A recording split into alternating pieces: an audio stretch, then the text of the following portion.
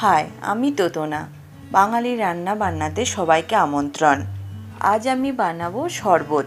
গরম মানেই কোনো না কোনো শরবত প্রায় সব বাড়িতেই বানানো হয়। তাই আজ আমি বানাবো খুব সহজে কিভাবে দইয়ের শরবত বানানো হয়। একে আমরা বলি দইয়ের শরবত বা সুইট লস্যি। এর জন্য লাগছে টক দই 400 গ্রাম, চিনি 3 টেবিল চামচ, 5টা কাজু বাদাম, কিছু কিশমিশ ভেজানো, নুন 1 চামচের 4 ভাগের 1 ভাগ, কাজু কিশমিশ কুচানো, আর লাগছে বরফের টুকরো। দই আর বরফের টুকরো দিয়ে আমি 2 গ্লাস শরবত বানাবো। মিক্সির মধ্যে এক এক করে সব উপকরণ দিয়ে দেব। প্রথমে দিচ্ছি দই,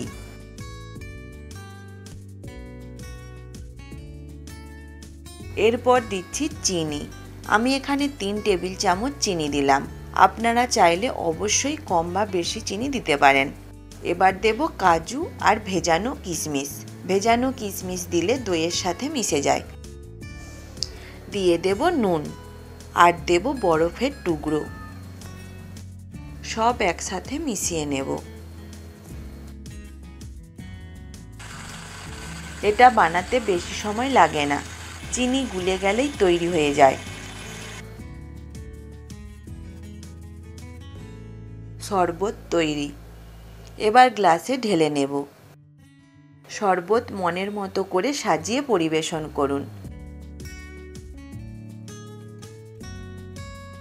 গ্লাসের মধ্যে দিয়ে দিন একটা বরফের টুকরো, ওপরে ছড়িয়ে দিন কাজু কিশমিশ কুচানো। বাকি একটা গ্লাসও এইভাবে সাজিয়ে নেব। তৈরি দইয়ের শরবত।